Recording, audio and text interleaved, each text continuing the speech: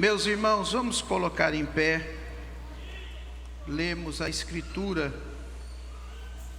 Convido os irmãos a abrirem as suas Bíblias no Evangelho segundo Mateus, capítulo de número 20, versículos 29 ao 34. Os dois cegos de Jericó. E saindo eles de Jericó, seguiu-o grande multidão. E eis que dois cegos, quantos cegos, irmãos? Dois, assentados junto do caminho, ouvindo que Jesus passava, clamaram, dizendo: Senhor, filho de Davi, tem misericórdia de nós. E a multidão os repreendia para que se calassem. Eles, porém, cada vez clamavam mais, dizendo: Senhor, filho de Davi, tem misericórdia de nós. E Jesus, parando, chamou-os e disse: que quereis que vos faça? Disseram-lhe eles: Senhor, que os nossos olhos sejam abertos. Então Jesus, movido de íntima compaixão, tocou-lhes nos olhos, e logo viram, e eles o seguiram. A Bíblia fala da cura de dois cegos no Evangelho segundo escreveu Mateus. No Evangelho segundo escreveu Marcos e no Evangelho segundo escreveu Lucas, ali conta a história de um cego.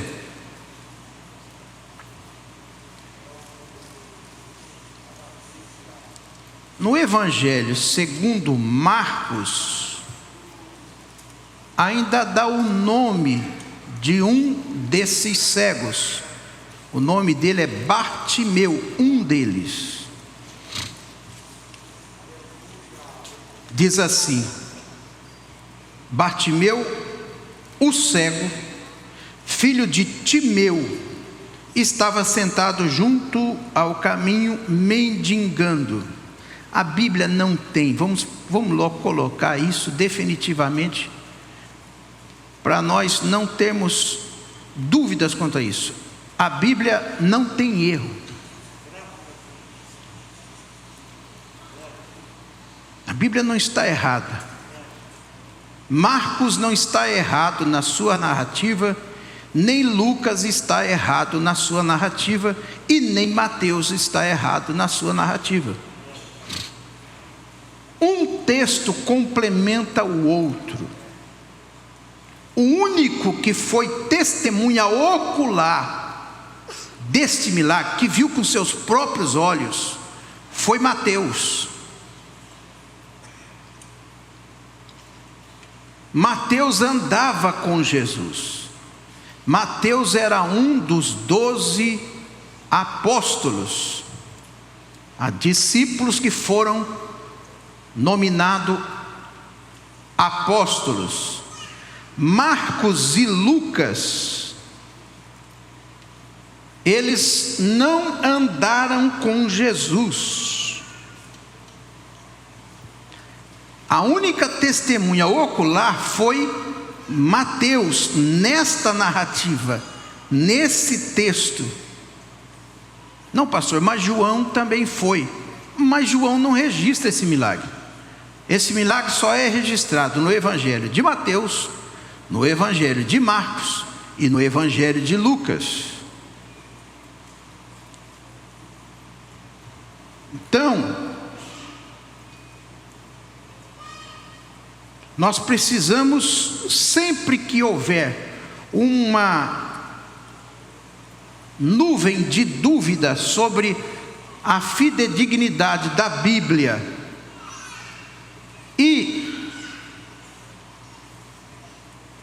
alguém questionar isso, ou é mal intencionado, ou quer saber mais do que o Espírito Santo que inspirou aqueles que escreveram estes livros em diferentes momentos da história. Mais um detalhe: Lucas, quando escreve o seu evangelho, ele toma por base, ou que ele escreve o seu relato, ele toma por base o evangelho de Marcos. Ele leu o evangelho de Marcos, e de posse destas informações, ele escreve o seu livro. Lucas escreveu 2 livros na Bíblia: o Evangelho segundo Lucas, o Evangelho que leva o seu nome, e o livro de Atos dos Apóstolos, também foi escrito por Lucas. Lucas é testemunha de muitos dos acontecimentos que aconteceram nos Atos dos Apóstolos, mas ele não é testemunha daquilo que aconteceu nos milagres de Jesus, ou dos milagres de Jesus, porque até então Lucas sequer teve um contato pessoal com Jesus. Então, a fonte de consulta de Lucas para escrever o evangelho que levou o seu nome, o evangelho de nosso Senhor Jesus Cristo, segundo escreveu Lucas, ele tomou como fonte de consulta o evangelho de Marcos. O evangelho de Marcos não narra a história de 2 cegos, ele narra a história de um desses cegos, e ele dá o nome de um desses cegos, que era, acabei de falar, que era Bartimeu, filho de Timeu. Então, uma coisa complementa a outra, não tem nenhuma contradição aqui, nada. Este milagre da cura destes 2 cegos, ele aconteceu logo depois de 2 outros milagres: a cura daquela mulher que tinha uma hemorragia sanguínea, e a ressurreição da filha de Jairo. Então, o contexto deste milagre é exatamente isso: Jesus sai dali e ruma em direção a Jericó. Jericó é uma cidade que fica aproximadamente 20 e poucos quilômetros de Jerusalém. Descendo, lembra-se da parábola do bom samaritano? E descia um levita, e descia um sacerdote, e depois diz, e subia de Jericó para Jerusalém um samaritano. Até hoje estão lá as ruínas dessas duas cidades. Jericó foi uma cidade que Deus enviou juízo de maldição e disse que não que a cidade era amaldiçoada, mas ela foi fruto de um juízo de Deus.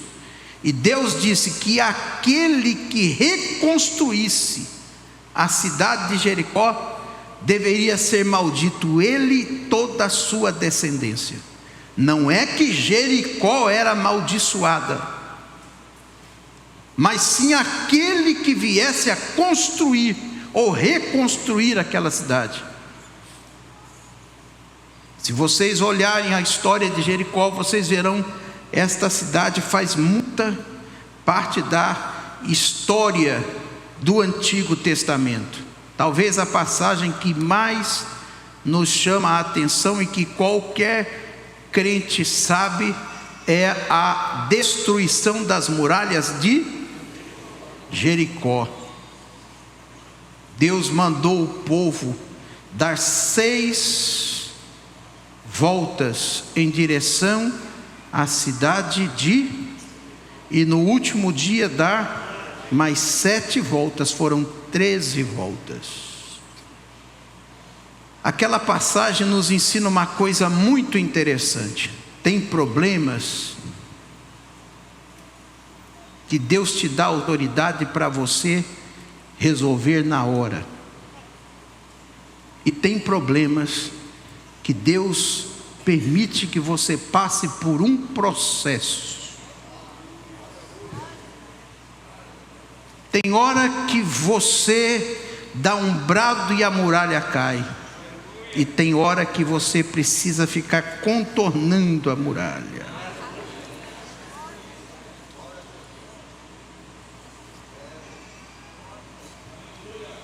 E esperando a ordem de Deus.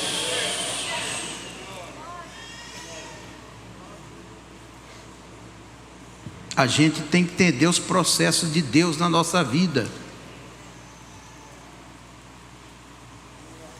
Não é tudo do jeito que a gente quer. Às vezes Deus quer nos levar para uma caminhada. É possível que no primeiro dia desta caminhada, eu estou apenas fazendo uma suposição, muita gente começou animada e disse: com uma volta nós resolve. Quando terminou a volta, Deus disse: volta para o arraial, vamos descansar. No outro dia, levanta, dei mais uma volta. Diz: agora cai. Deus disse: volta para o arraial. Terceiro dia, talvez quando levantou, vamos embora, Deus mandou dar mais uma volta. Alguém já começa a desanimar. Falei: de novo. Será que esse negócio vai cair mesmo?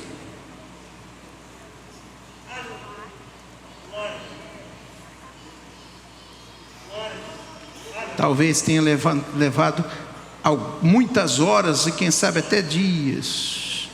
Terminou, Deus disse: volta de novo. Amanhece no outro dia, mais uma volta. Eu acho que quando o pastor Moisés falou isso, muita gente já foi largando pelo caminho e diz: ah, hoje eu não vou não.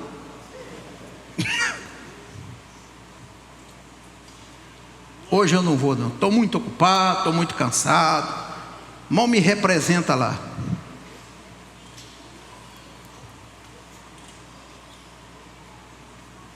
Horas e horas, sol e frio,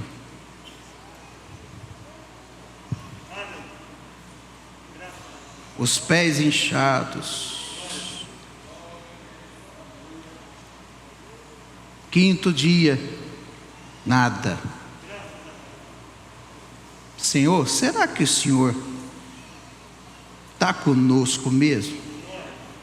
será que o Senhor realmente é o Senhor que prometeu nos dar uma terra prometida, uma terra que mana leite e mel, terra de promessa? É possível que alguns que começaram a caminhada lá pelo 4º ou 5º dia começavam a olhar assim e falaram: gente, esse troço é muito maior que nós imaginamos. Se pensar que nós vamos ganhar disso aqui nessa caminhada, não vai resolver nada. 6º dia.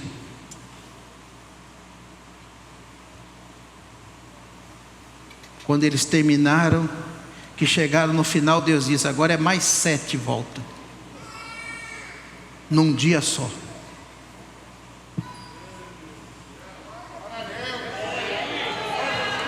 E a muralha continua no mesmo lugar.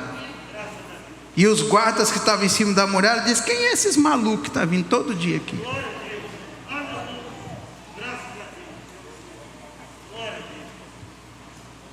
Vão dormir.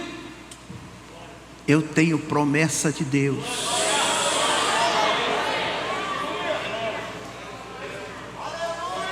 Quem tem promessa de Deus não desiste da caminhada. Quem tem promessa de Deus não tem dificuldade com problema. Que problema é uma bênção na vida da gente, porque o problema nos tira do comodismo, nos faz deixar de ser crentes manhosos e com mimimi. Louvado e exaltado seja o nome do Senhor. O problema nos leva para o altar, o problema nos leva para a oração, o problema nos leva para o jejum, o problema nos leva para a consagração, o problema desperta a nossa fé, e no problema a gente descobre quem são os verdadeiros crentes. No problema a gente descobre também quem são os verdadeiros amigos.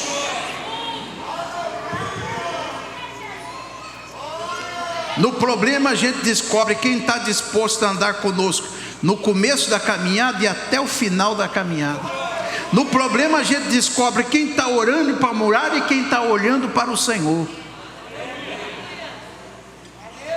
O problema é uma bênção. O problema é uma bênção. O problema nos faz lembrar que o nosso descanso não é aqui.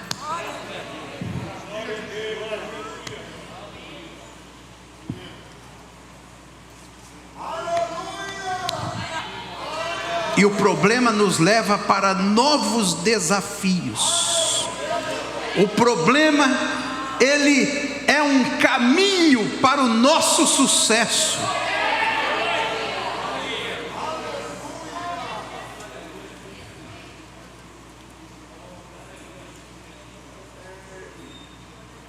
Porque sucesso nada mais é do que pequenas vitórias que você tem dia após dia, e aquilo vai se somando.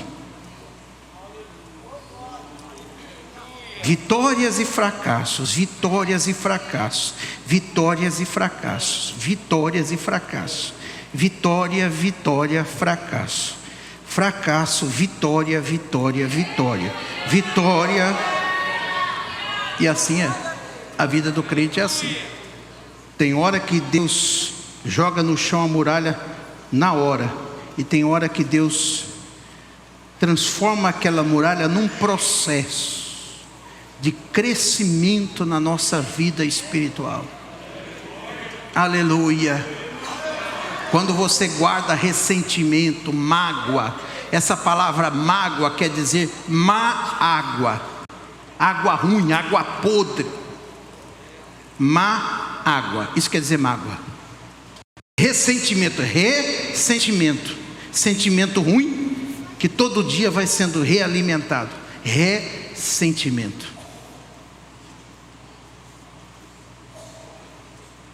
Tem gente que tem ressentimento e mágoa de coisa que aconteceu 5, 10 anos, 20 anos atrás. fica com aquela porcaria dentro do coração, dorme com aquilo, levanta com aquilo, toma banho com aquilo, vai trabalhar com aquilo, janta com aquilo, almoça com aquilo, tira férias com aquilo, é um negócio de louco, e aquela coisa podre dentro do coração.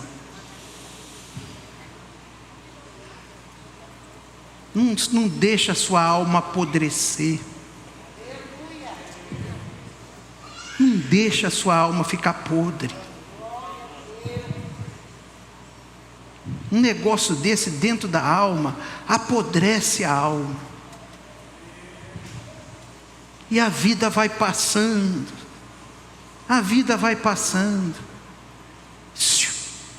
A vida é uma viagem sem retorno. Então, por favor, aproveita a paisagem enquanto você viaja. Não volta mais. O que passou já era. Acabou. Acabou. Para o mundo que eu quero descer. Não existe isso. A vida é uma viagem. Por onde você passou, você não volta mais. É daqui para frente. O que passou, passou. Agora você pega tudo coisa que não presta lá de trás e quer trazer para cá. E aí a vida vai ficando difícil. Você vai ficando cada vez mais prostrado. O que foi?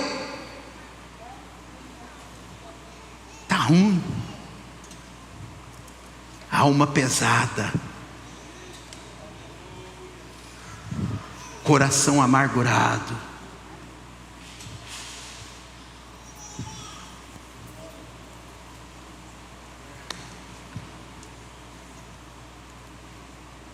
Por isso que Jesus diz assim, lançando sobre ele toda, o apóstolo Pedro disse assim, lançando sobre ele, Jesus, toda a vossa, porque ele, depois que você entregou, você já lançou, você já expôs, deixa aquilo com Jesus.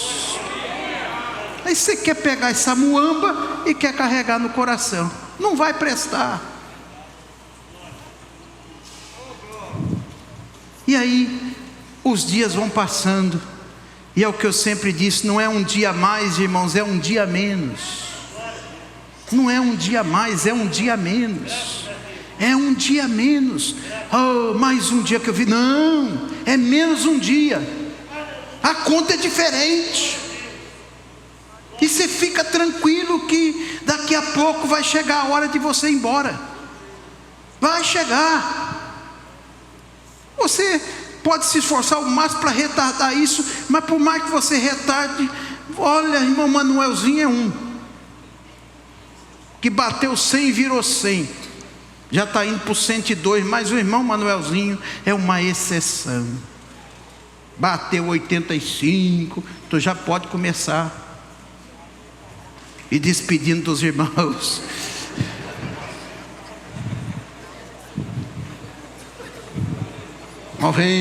Já pode começar, louvado seja o nome do Senhor, já pode começar a recitar, combati o bom combate, pode, vai chegar, meu irmão. Quantos anos falta para você viver então?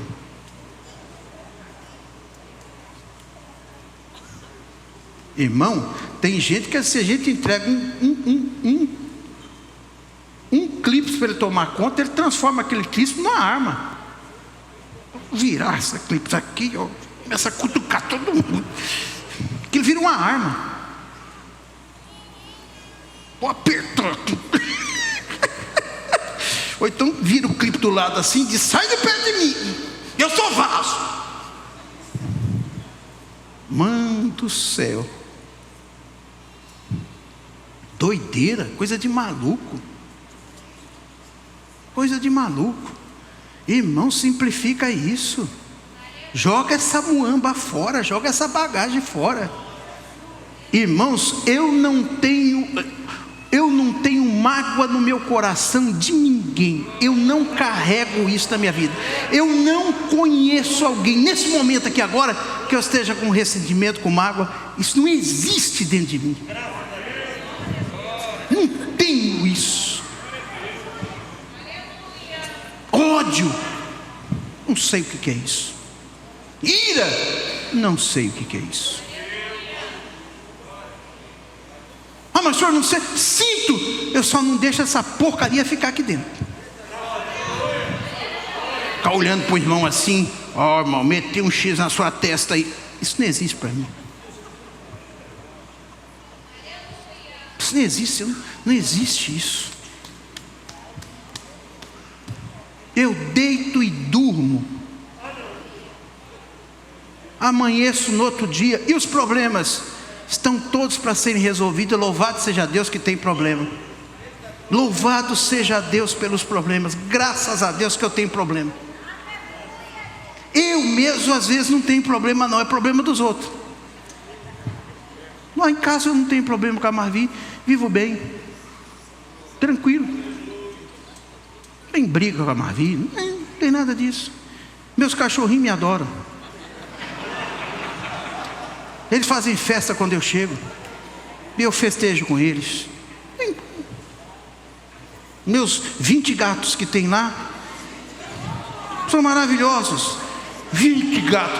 O gato é meu, o que você tem com isso? O que você tem com isso? Vai tomar conta dos seus. O gato é meu. Eu posso, se quiser, boto 50, 100. Quanto você quiser. A casa é minha, os gatos é meu. E para você, uma banana. Pum.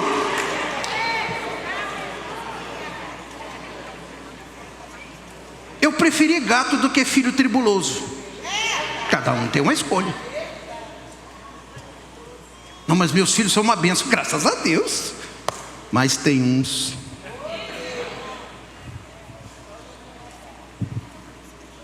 Então não tem problema. Minha convenção, eu não tenho problema, porque eu nasci, fui criado aqui e sou fiel. Então quem é fiel não tem problema. E os problemas da igreja? Normal. Graças a Deus que tem problema. Porque o dia que acabar o problema, eu estou desempregado. Está entendendo, Aparecido? Está entendendo? Está entendendo?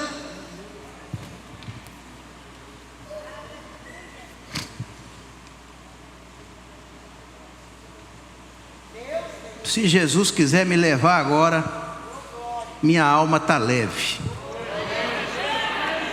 É só o peso do corpo mesmo, porque a alma...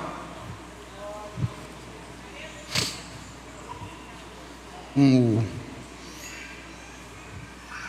poeta escrevendo uma canção disse assim: ando devagar, porque já tive pressa, e levo esse sorriso, porque já chorei demais.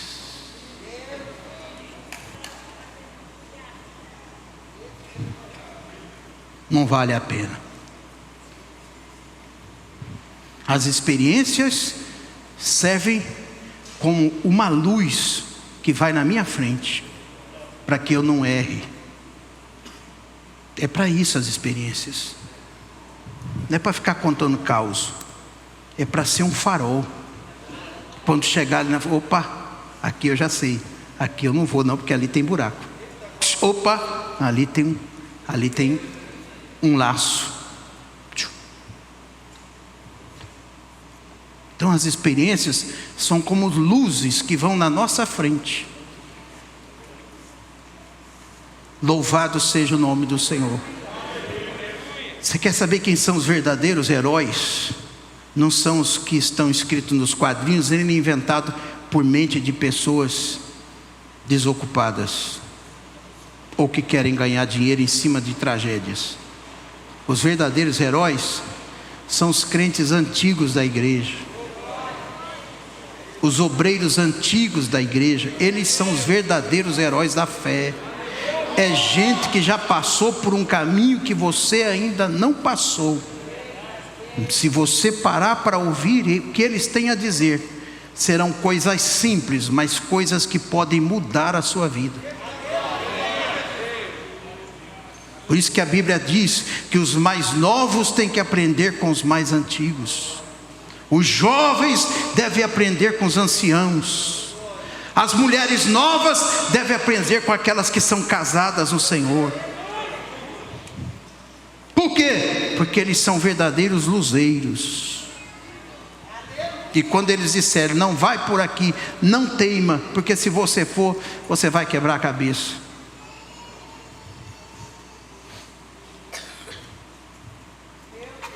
Eu não me engano com números, não me engano com multidões, não me empolgo com nada disso, nada disso. Por quê? Porque essas coisas são como espuma, que não aguentam o calor da provação. Então eu prefiro ficar com a essência. E a essência são coisas simples. O essencial, este sim, me fascina. O restante, pastor, o senhor não vai falar sobre os cegos, não? Estou falando. Aqueles cegos ficavam ali à beira do caminho. E a Bíblia diz, sabe o que eles faziam? Mendigando.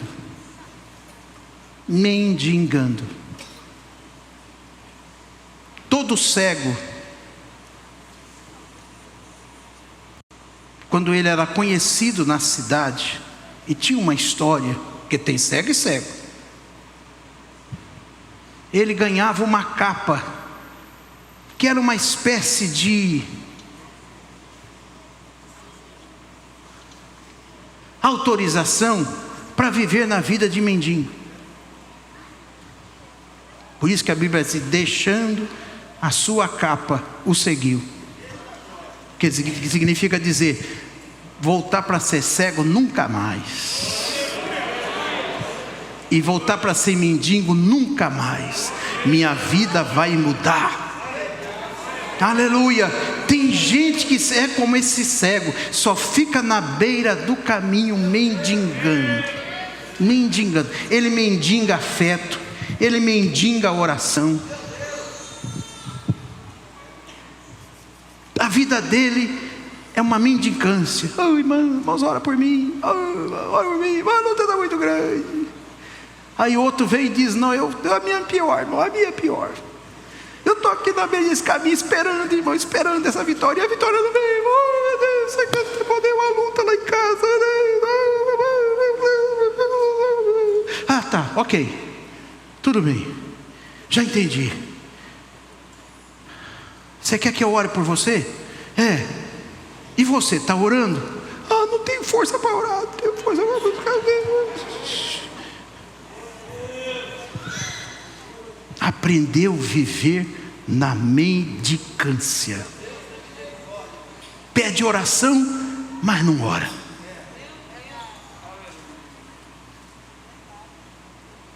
Pede jejum, mas não jejua. É como um cego à beira do caminho.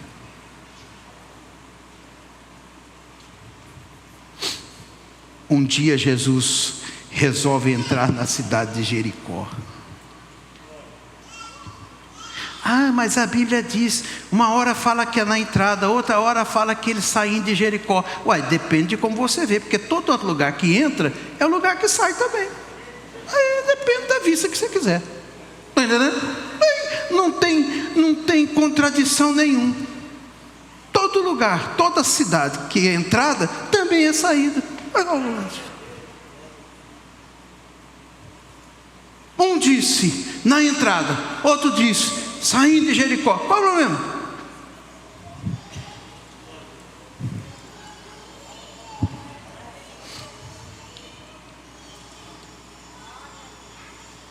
E lá vem uma multidão. Multidão faz muito barulho.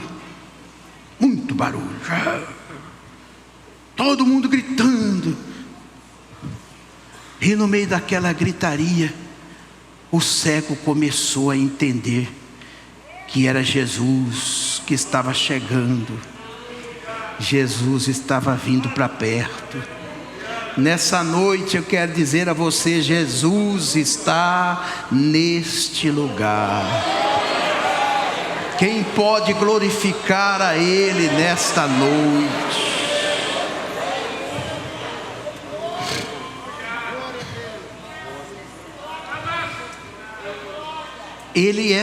Os dois eram cegos, mas não eram surdos.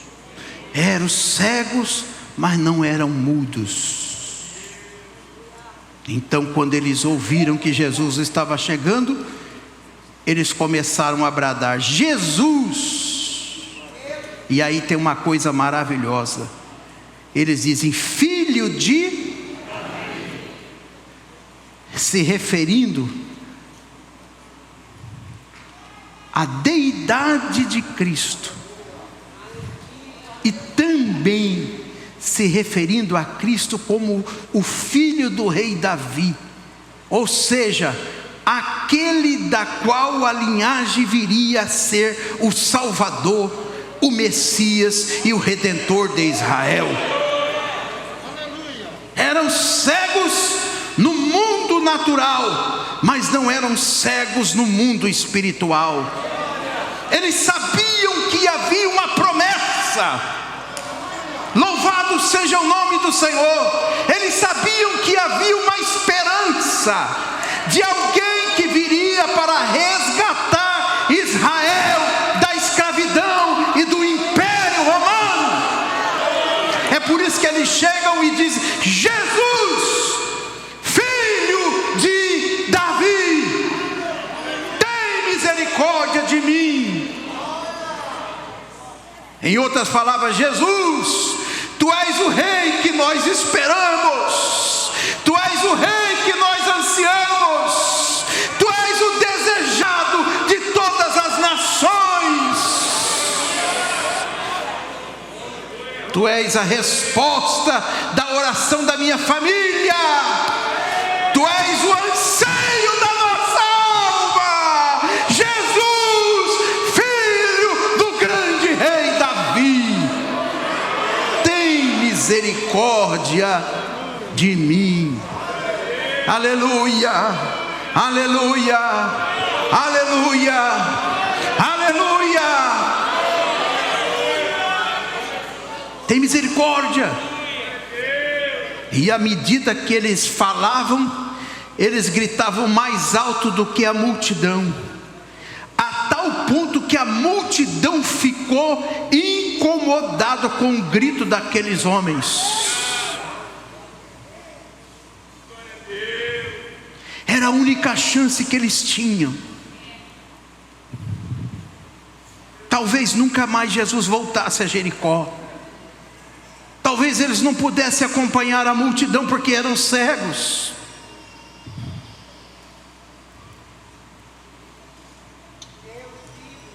E multidão, cada um está correndo atrás dos seus interesses. É por isso que eu não me deixo levar por multidão, porque cada um tem o seu interesse em particular.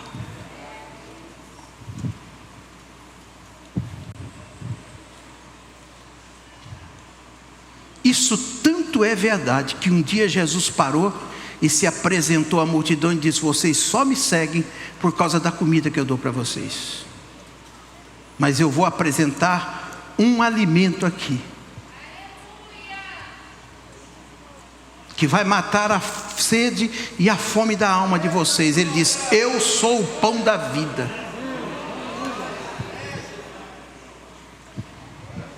Jesus se reportava à figura do maná, que era servido uma vez por dia e matava a fome do povo, e todos os dias as pessoas tinham que ir do lado de fora e pegar o maná, porque se alguém guardasse aquele pão, eles não prestava para outro dia, ele apodrecia, ficava mal cheiroso. Todos os dias eles tinham que buscar o maná. Aí Jesus disse: a partir de agora vocês não precisam correr atrás de maná, eu sou o pão que mata a fome da alma de vocês.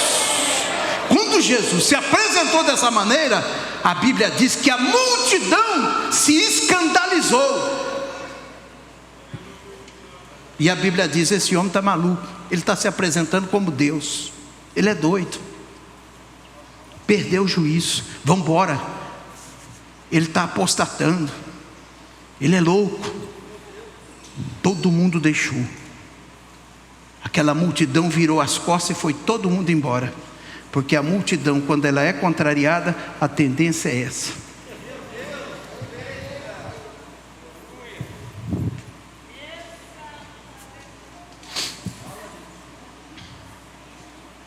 Todo mundo foi embora. Jesus olhou e só ficou os discípulos, aqueles 12, só ficou 12. E é possível que no meio daqueles 12 tinha alguns murmuradores. Disse: esse homem é doido, como é que pode? Uma multidão nos acompanhando, todo mundo aplaudindo, agora ele dá uma palavra dura dessa, foi todo mundo embora. Aí, pensou, quando nós pensamos que estava indo bem, voltamos a estaca zero. Voltou o grupo dos 12, tudo de novo. Jesus olhou para ele: e aí? Porque Jesus não fala nada por acaso. Jesus notou que tinha alguns ali que já estavam entregando os pontos também. Ele dizia: e aí, vocês vão embora também? Quer ir embora não? Pode ir embora, pode ir embora. Aí Pedro se levantou e disse: Jesus, nós vamos para onde? Nós já largamos tudo por causa do Senhor, vamos para onde? Só o Senhor tem palavra de vida eterna, nós vamos para onde? Levante a sua mão e glorifique a Deus, porque você veio buscar aquele que tem palavra de vida eterna nesta noite.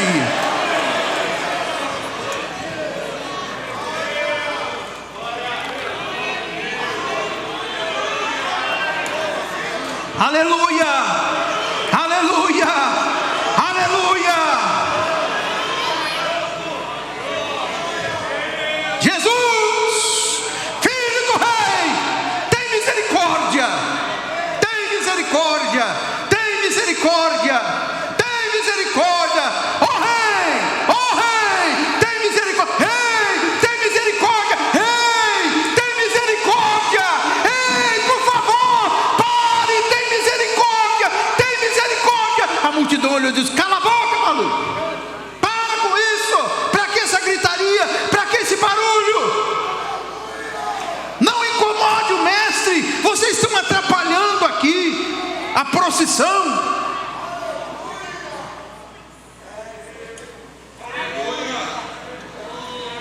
Mas no meio daquela multidão, Jesus ouviu aqueles gritos.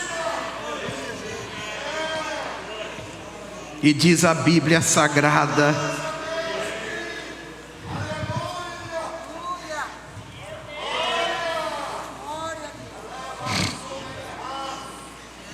a multidão os repreendia para que eles porém cada vez clamavam mais. Diga assim: cada vez clamavam mais. Mais uma vez. Diga bem alto. Clamavam mais em: Senhor, Filho de Davi, tem misericórdia de nós. E Jesus parou. Caminhando, e porque Jesus parou, a multidão parou.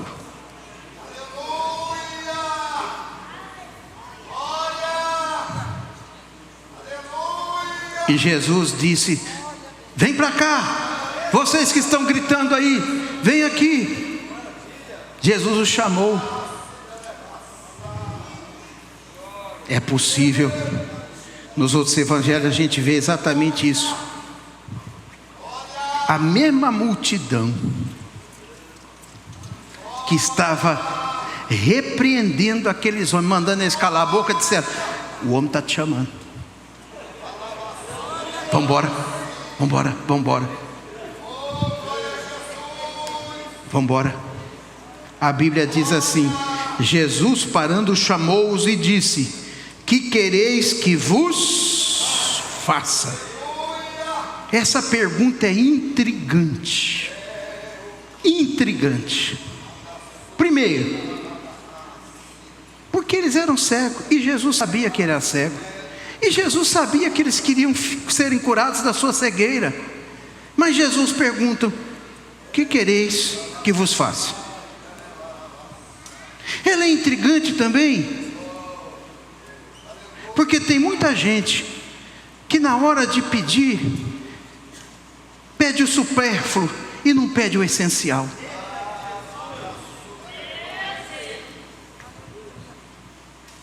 Se Jesus chegasse na sua frente hoje, aqui agora, nesse momento, o que você quer que eu te faça? A maioria diria assim: eu queria que o senhor resolvesse aquele problema para mim amanhã. Eu tenho uma confusão amanhã, eu tenho um negócio lá, um rolo que eu preciso acertar, estou com uma dívida aí, uma coisa. Eu queria que o senhor resolvesse. O senhor queria que o senhor resolvesse para mim? Abrir uma porta de emprego para mim, ou então melhorar meu salário. O que eu estava precisando mesmo era de um carro. Se o senhor me der um carro, aí eu vou ser crente de verdade. Aí eu não vou faltar mais na igreja. Nunca estou querendo mesmo que o senhor resolva aquele problema lá em casa. Eu briguei com a minha mulher e está lá uma briga, um arranzel danado lá. Eu queria que o senhor fosse lá e convertesse o coração da minha mulher. A gente ia pedir o supérfluo. Poucos talvez pedissem: Senhor, o que eu quero é ver.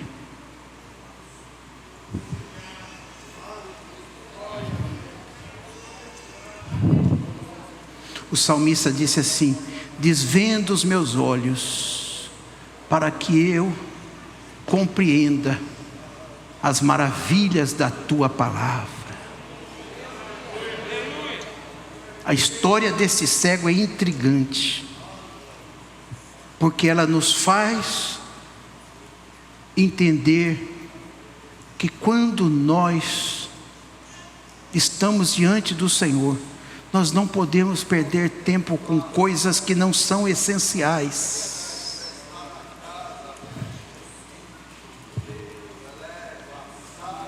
O que adianta a pessoa ganhar o mundo inteiro e perder a sua alma? O que adianta o Senhor resolver o problema de amanhã, se daqui a pouco vai ter outro problema, e depois vai ter outro problema, e depois vai ter outro problema? E eu já falei muito sobre problema aqui hoje. Mas a gente pensa só naquilo que está palpável aos nossos olhos. Jesus, o senhor não sabe que ele é cego? Olha que coisa extraordinária. Que quereis que vos faça? Disseram ele: Senhor, que os nossos olhos sejam abertos. Que os nossos olhos sejam abertos. Não adianta carro se continuar cego. Não adianta dinheiro se continuar cego. Não adianta fama se continuar cego. Não adianta bem se continuar cego.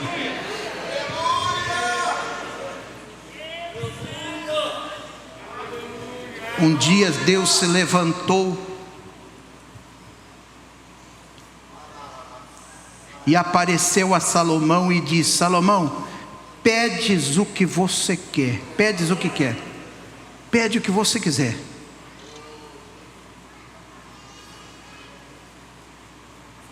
Salomão disse: Senhor, eu só quero uma coisa. Eu quero sabedoria e discernimento. Eu não quero mais nada. Eu quero os meus olhos abertos. Eu só quero sabedoria e discernimento, para guiar este povo que te pertence. Eu não quero mais nada, eu só quero sabedoria e discernimento. Aí Deus disse assim: Salomão, você é fantástico, porque você não pediu riquezas, porque você não pediu bens, e nem pediu a morte dos teus inimigos. Eu dou a você sabedoria, riqueza, entendimento, e não haverá nos seus dias nenhum adversário que vai permanecer em pé diante de você.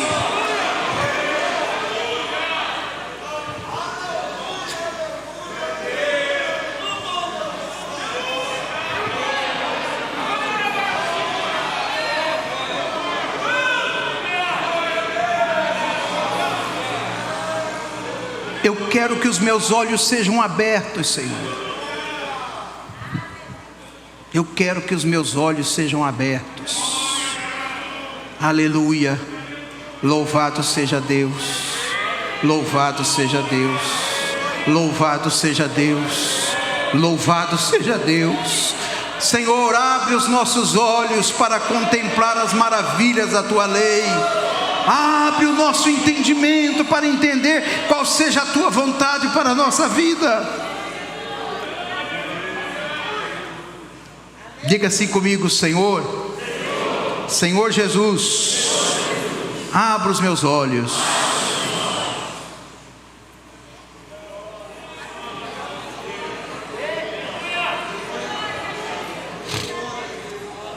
Irmãos, se eles pedissem qualquer outra coisa, possivelmente Jesus ou atenderia ou não atenderia. Mas quando Jesus virasse as costas, eles continuavam cegos.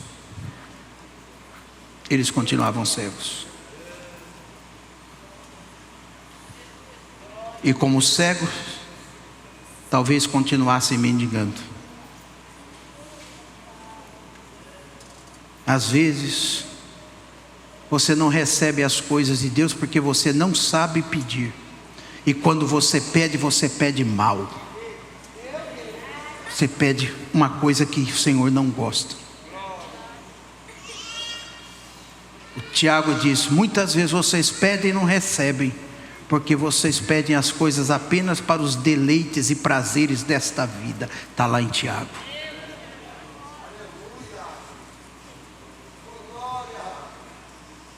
Porque quem tem dinheiro não se farta de dinheiro. Ontem, a bolsa de valores do mundo inteiro teve uma queda por causa de uma construtora na China que faliu e deixou uma dívida de 300 bilhões de dólares.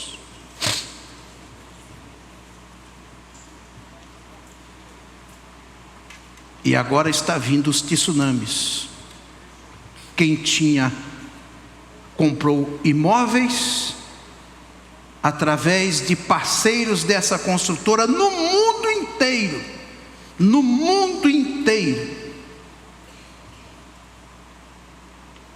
estão correndo o risco de nunca mais verem o dinheiro que eles aplicarem e nem o sonho do seu imóvel.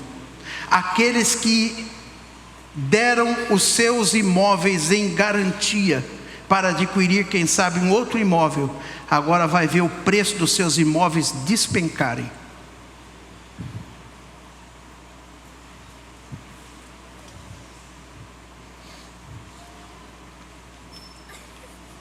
E assim, está todo mundo preocupado do tsunami das Ilhas Canárias, que pode atingir aqui o Maranhão, que os sismólogos já disseram que pode ser remota das remotas. O pior tsunami não é esse, não, é o que está vindo agora da China, que vai chegar aqui no Brasil. Já chegou e daqui a pouco vai chegar no nosso bolso e nos supermercados.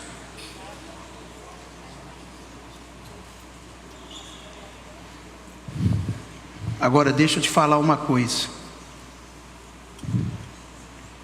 Quem tem promessa de Deus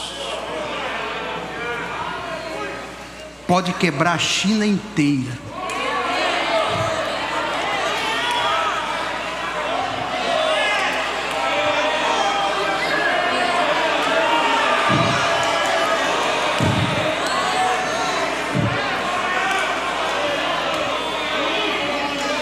Pega a sua Bíblia, abra assim e faz assim, ó. Diga bem alto. Pode ficar em pé. Diga assim: Satanás, Mamon, eu estou debaixo das promessas de Deus. Eu tenho promessa de Deus. Os meus olhos já foram abertos.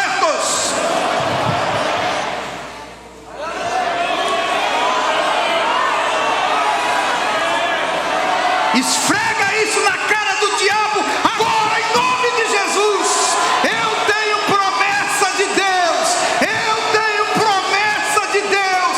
Eu tenho promessa de Deus.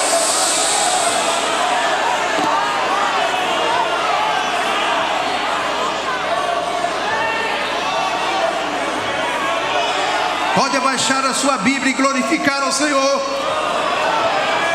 Aleluia, aleluia, aleluia, aleluia, aleluia. Eu edificarei a minha igreja e as portas do inferno não prevalecerão contra ela.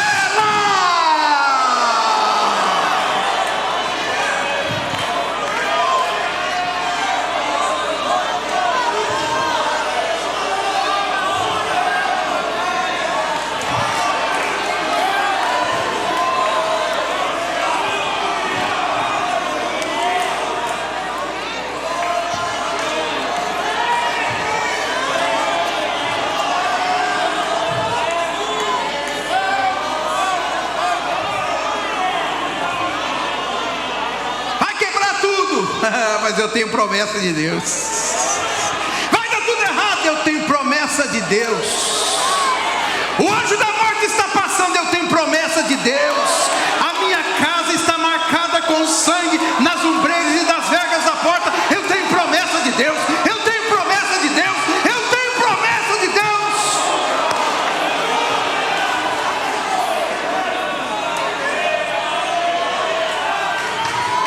E quando tudo passar, alguém vai olhar e dizer: não é possível. Você está de pé, não é possível.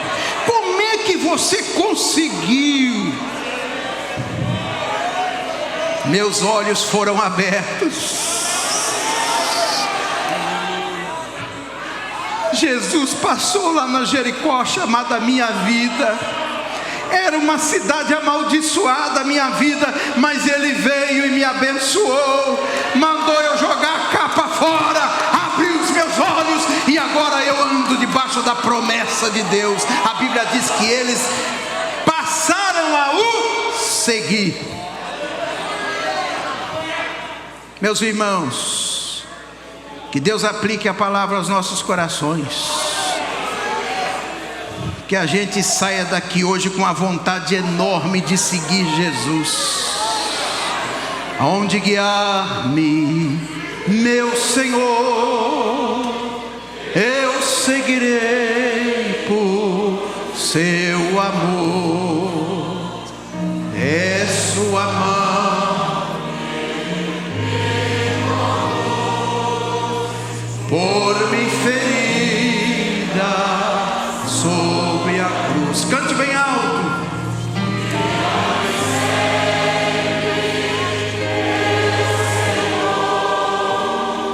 Guia meus passos,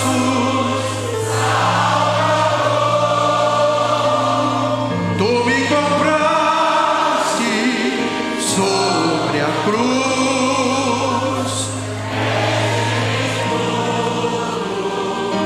Meu Jesus, guia-me sempre. Cante bem alto. Guia meus passos,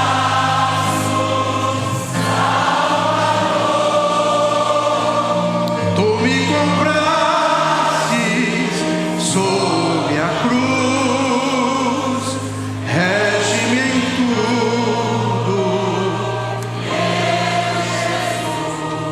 Vamos dar para Jesus uma linda salva de palmas.